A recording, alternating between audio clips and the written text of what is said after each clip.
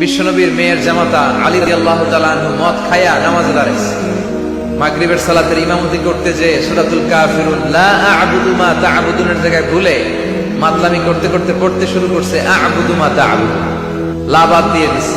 লা আ'বুদু মা তা'বুদুনের অর্থ হলো, ও কাফির মুশরিকরা, তোমরা যেই মূর্তির পূজা করো আমরা ওইটার পূজা করি না। কিন্তু উনি যেটা পড়ছে আ'বুদু মা তা'বুদুন, এর অর্থ হয়ে গেছে তোমরা যেটার পূজা করো আমরা ওইটার পূজা করি। এরাও সূরা ফাতিহা পড়ে, জানেন? আল্লাহ তাদের হৃদয়ের ভিতরেও তুমি ঈমানের নূর দিয়ে হৃদয়টাকে নূরানি করো, এটা আমাদের রেসপন্সিবিলিটি।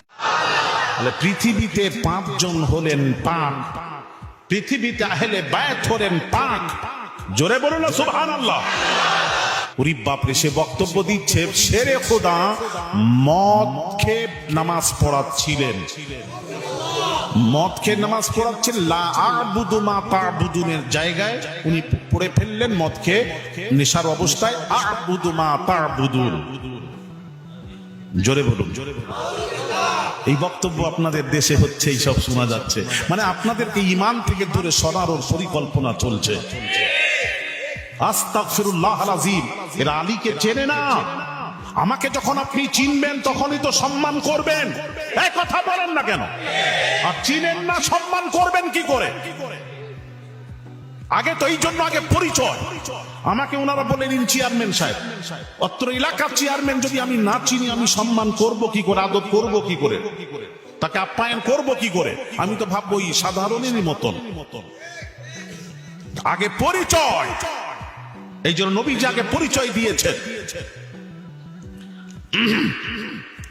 তখন মৌলবী কি বলছে জানেন? কি সুন্দর করে বলছে, না এটা আলী মদ পান করেছিলেন, ওটা কখন? যখন মদ হারাম হয় নাই, ছিল না, তার পূর্বে মদ পান করে নামাজ পড়াচ্ছিল।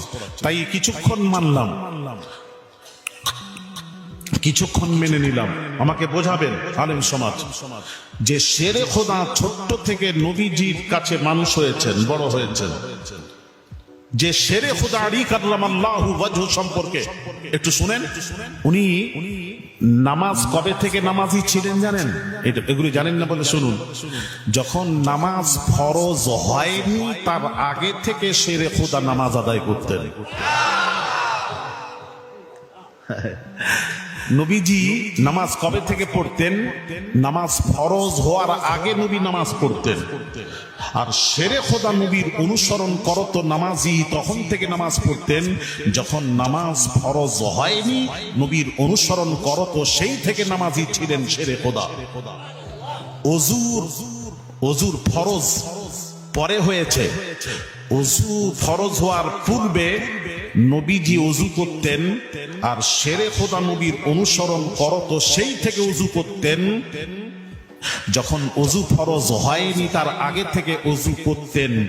তাহলে বোঝা গেল শেরে খোদা অজু চিনেছিলেন, অজু ফরজ হওয়ার আগে অজু চিনেছিলেন।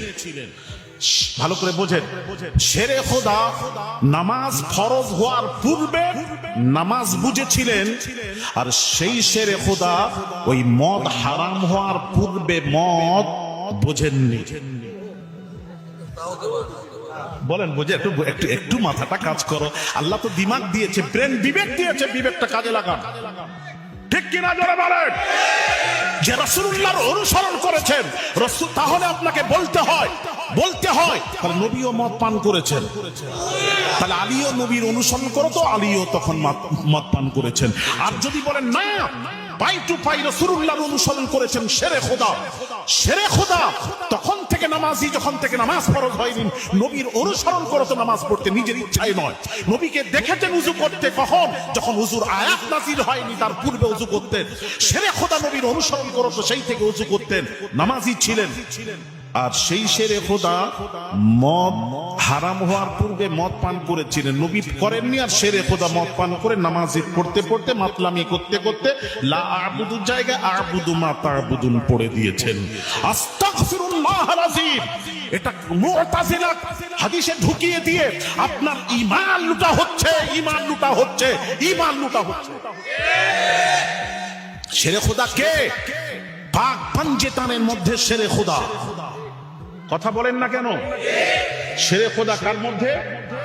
পাক পাঞ্জেতানের মধ্যে।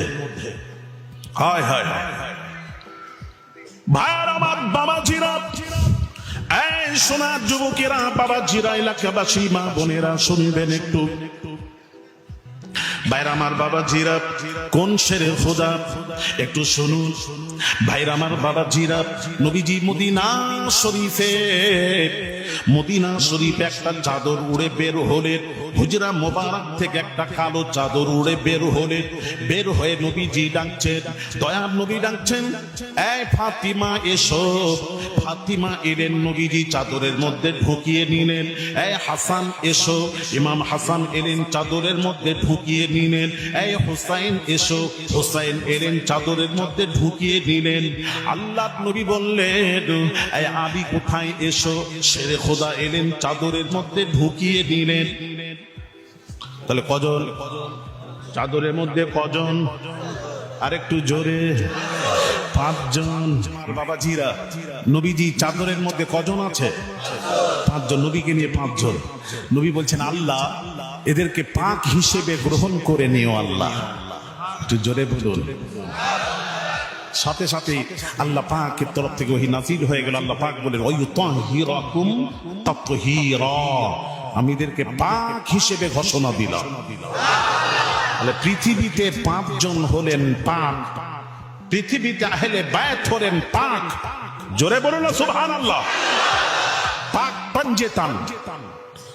আর পাক পাঞ্জেতান শেরে খোদা। কোন শেরে খোদা? আল্লাহু আকবার কাবীরা। শোনা সেই শেরে খোদা একটু শুনুন। আয়েশা বলছেন, আব্বাকে বলছেন, আবু বকরকে বলছেন, আব্বা জান, আমি দেখেছি যে মজলিসে শেরে খোদা থাকেন। আমি আপনাকে দেখেছি এদিক ওদিক কোথাও তাকাননি, শেরে খোদার দিকে এক দৃষ্টি তাকিয়ে থাকেন। তার মানে, তার কারণ কি? আব্বু বলতে হবে।